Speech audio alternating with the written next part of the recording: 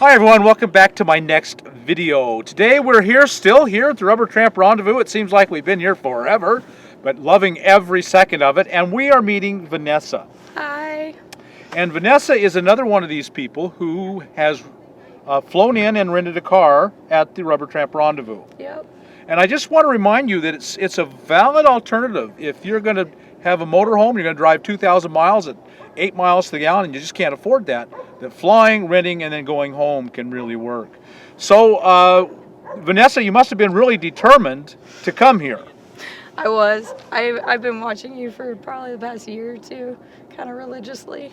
I'm usually out of the country during the winter. So last year I was in Peru.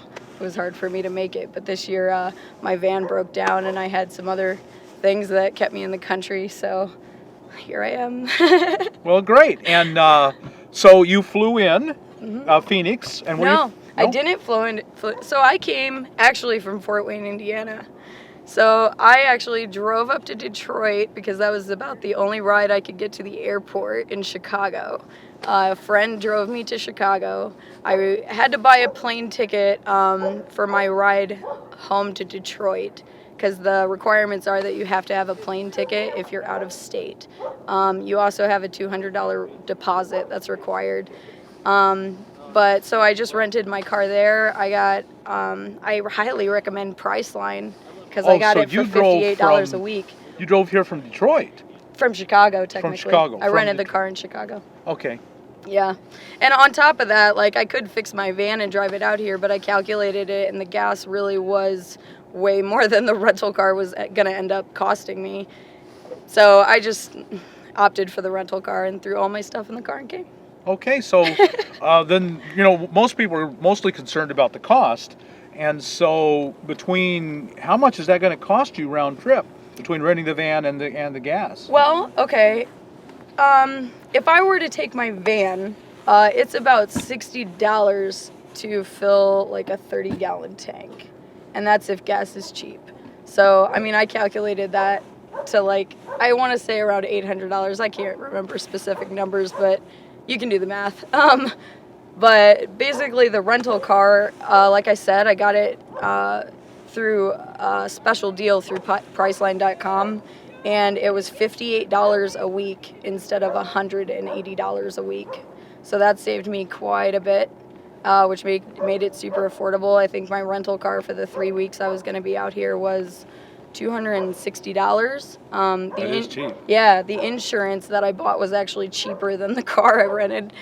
Because that was $11 a day, and I think that came out to about the same. I'm bad at math, but so the rental and the insurance cost me about $550, and then with the $200 deposit, which I'll get back, it was kind of $700.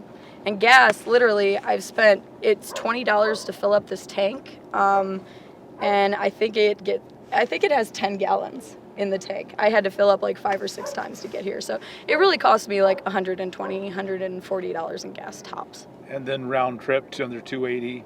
So less than $1,000.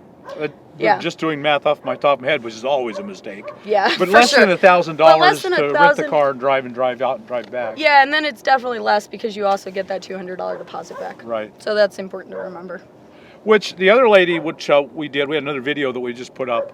She spent $1,000 to fly to Phoenix, rent her car for 1 week. Yeah. And you have it for 3 weeks. Well, and I do get that because, like I said before, when I rented the car, it was $180 a week. But I think it's like if you're a member through Priceline, they'll send you emails on specials and stuff. So this was a special that they just happened to be running, and I got it for $58 a week. Wow. So it was worth it. Yeah. And then I actually planned a whole week because this is only 10 days. The women's RTR was 3 days, which is a whole nother story. There is never enough time. But I also planned another week because I figured I'd meet up with people and we'd all go do stuff. Yeah, but I got to have the rental car by the end of the 31st. I think it was a 3-week limit. I'm not sure. But so this is the last day of the Rubber Tramp Rendezvous, the RTR, and was it worth $1,000? I got a lot of comments saying, "Oh, that's just a waste of money. Why would anybody do that?" No. Has it been worth the money to you? Yeah, it really has been. Honestly, I get that you want to park out in the middle of, we're all loners. I was running late one day and I was trying to just meet up with people. So, and I came into the meeting and I parked literally right smack dab in the middle. And then I was like, I don't think I'm going to get to like 3,000 or 4,000 people, but this is a good spot because everybody has to walk through me to get to the bathrooms, and everybody has to walk through me to get to the campsite, you know. So I've met a lot of people just walking through. And I will also add that I brought that jackfruit the other day so that I could share. You know, it's also a good idea to bring things that you can share, and it helps networking and conversation starters and stuff. Plus you get to educate people with knowledge and kind of share. You know, I love that everything about this place is all about the barter system. I can really get behind that, just because I think that's the way things really should work. Yes. So I try to bring the jackfruit, and then I meet people, and then, you know, they offer me stuff in return. It's just quite the community here, really. It is worth it, for sure. I don't regret it at all. And you brought a tent, and you've been staying in the tent? No. No, you are sleeping in the car. No. I forgot my heater, and it is cold here. You do have to prepare for that. Luckily, again, the community is amazing here, and I had several people offer me blankets on the first day because of the circumstances. I wasn't quite as prepared as I normally am. But they, you know, whatever you don't bring, again, the community here is amazing, and whatever you don't have, it will be provided. You know, I don't want to, you want to bring stuff to, you know, support yourself for sure, and not have to depend on other people. But if you don't have it, they will provide. Cool. Yeah, that's what everyone has found, that it's a very generous, caring community. Compassion runs deep here. Yeah, it's hard to find this anywhere else in the country. It is. I mean, and I've been traveling out of my van for 5 years now, and really have yet to actually feel this kind of community, you know? I would agree 100%. Yeah, I really enjoy it. I wish it was longer. Yeah. I so wish it was longer. Even in the past, I was always so exhausted at the end. It's overwhelming. It is overwhelming. It's kind of, you're torn. Like, you're looking forward to the end because you're so exhausted, but you still can't stop talking to people because they're just like, there's so much knowledge and so much wisdom here. I don't know. It really, you know, and also if you're younger, this is really the place to go. I mean, if you were looking for any kind of knowledge or what to do, I mean, obviously your YouTube channels are extremely helpful. But really, I know a lot of people that are like me that are really like, they have to kind of be hands-on and visual, and it really is, it's worth the trip to see it in person and really meet these people. And I mean, yeah, I don't know. I just really can't say enough about it. Good. Thank you. It's awesome. So it's worked out for you. It was well worth the rental, the experience, the connections, the people. Yeah. And now you're driving back to Chicago and then flying home to Detroit? Yeah, I mean, not automatically. Like I said, you know, you meet people.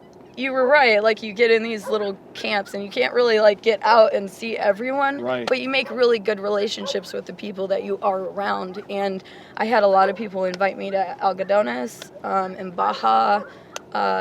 You mentioned Parker, so I thought about that. You know, there's several places to visit around here. There's so much to do. So, I mean, you come out for the RTR and then you like stay because there's just so much out here. Yeah. So. Well, Vanessa, thank you so much for sharing your story. I think it's just a real inspiration. First, you've been in your van for 5 years. Thank you. That's really amazing. I couldn't be happier. Yeah. And I want to share that to the world because I love it. The next time I see you in your van, we'll do a whole tour. I look forward to it. Talk about the whole story. Definitely, I look forward to it. Maybe next year. Okay. Yeah. Yeah. Well, that's a date. All right. We have a date. It's a tentative date. Okay. And so, folks, I hope you got a new idea that if you're far away and you can't afford to run your rig out here, that you could either fly and rent here, or you could rent there and drive back and forth and still do it pretty darn cheaply. Yeah, for going across the country and the opportunity that's presented here, I'd consider it pretty cheap. Yeah. So if you got anything out of this video, like us on YouTube, subscribe to the channel, and we'll talk to you later.